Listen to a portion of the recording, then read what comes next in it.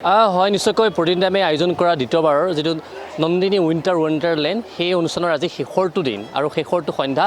ইতিমধ্যে পুৱাৰ ভাগৰ পৰা আপুনি কোৱাৰ দৰে এক উদুলি মুদুলি পৰিৱেশে বিৰাজ কৰিছে মহানগৰীৰ লগতে ৰাজ্যৰ বিভিন্ন প্ৰান্তৰ পৰা লোকসকলে আহি ভিৰ কৰিছে আৰু বিশেষকৈ প্ৰতিদিন টাইমে নন্দিনীৰ জৰিয়তে এখন মঞ্চ দিছে এই মঞ্চখনত মহিলাসকলে স্বাৱলম্বিতাৰ তাৰ সমান্তৰালকৈ এখন বিশেষ মঞ্চ লাভ কৰিছে আমি পৰিৱেশটো প্ৰতিদিন টাইমৰ দৰ্শকসকলক এবাৰ দেখাবলৈ যত্ন কৰিম এই সন্ধ্যাৰ পৰত এনেদৰে মহানগৰীৰ বিভিন্ন প্ৰান্তৰ পৰা গ্ৰাহকসকল ওলাই আহিছে মই যিহেতুকে উল্লেখ কৰিছোঁ ইয়াত অৰ্ধ শতাধিকতকৈ অধিক যি বিপণীসমূহ আছে এই বিপণীসমূহৰ পৰা বস্তু কিনিবৰ কাৰণে এনেদৰে মহানগৰীৰ বিভিন্ন প্ৰান্তৰ পৰা লোকসকল ওলাই অহা পৰিলক্ষিত হৈছে বিভিন্ন সা সামগ্ৰীৰে ভৰি পৰিছে তাৰ সমান্তৰালকৈ সংগীতানুষ্ঠানো হৈ আছে সেই পৰিৱেশটো আমি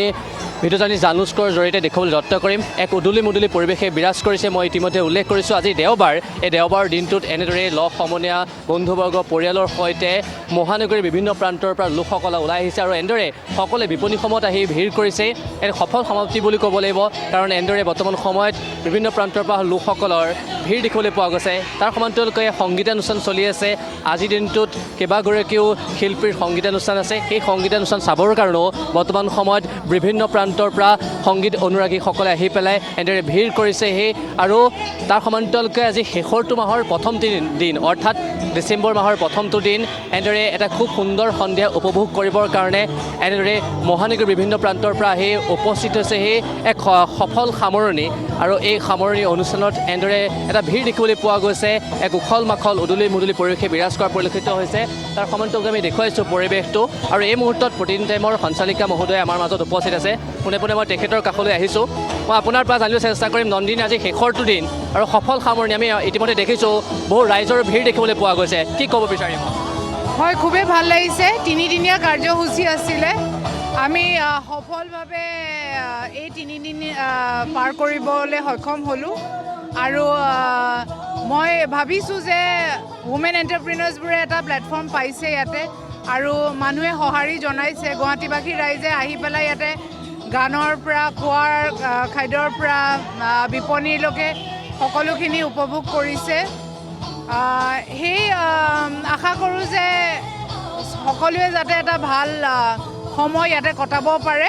সকলো সমাৱেশো দেখিবলৈ পোৱা গৈছে যথেষ্ট সঁহাৰি হয় হয় আজি যিহেতু দেওবাৰ সকলোৱে আহি ভাল পায় এটা উইকেণ্ড এটা ভালকৈ কটাবলৈ চেষ্টা কৰে আৰু এতিয়া যিহেতু শীতকালৰ মানে এতিয়া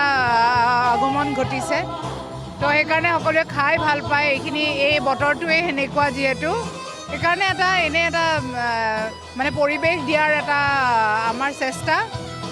আৰু মানুহে ভাল পোৱা বুলি মই আশা ৰাখিম তেখেতে কৈছে আমি দেখোঁ যত্ন কৰিছোঁ এনেদৰে বৰ্তমান সময়ত খাদ্য প্ৰণালীৰ জুতি লৈ পেলাই যিটো সংগীতানুষ্ঠান সেই সংগীতানুষ্ঠান উপভোগ কৰি আছে এটা খুব সুন্দৰ সন্ধিয়া এক উখল মাখল পৰিৱেশে বিৰাজ কৰিছে মই ইতিমধ্যে উল্লেখ কৰিছোঁৱে মহানগৰীৰ বিভিন্ন প্ৰান্তৰ পৰা লোকসকলে আহি ভিৰ কৰিছেহি আৰু সকলোৱে এটা সুমধুৰ যিটো সাংস্কৃতিক অনুষ্ঠান সকলো উপভোগ কৰিছে এটা খুব সুন্দৰ সন্ধিয়া এনেদৰে বিভিন্ন প্ৰান্তৰ পৰা লোকসকলে আহি ভিৰ কৰিছে আমি কিছু আগুৱাই যাম যদি সম্ভৱ হয় প্ৰতিদিন টাইমৰ দৰ্শকসকলক যিটো সাংস্কৃতিক অনুষ্ঠান সেই সাংস্কৃতিক অনুষ্ঠানো দেখুৱাবলৈ যত্ন কৰিম এনেদৰে বৰ্তমান সময়ত শিল্পীসকলে সংগীত পৰিৱেশন কৰি আছে আৰু সেই সংগীত উপভোগ কৰিছে মহানগৰীৰ বিভিন্ন প্ৰান্তৰ পৰা অহা লোকসকলে তাৰ সমান্তৰালকৈ বহু এখন বিপণীও আছে সেই বিপণীসমূহত বৰ্তমান সময়ত খাদ্যৰ জুতি লৈছে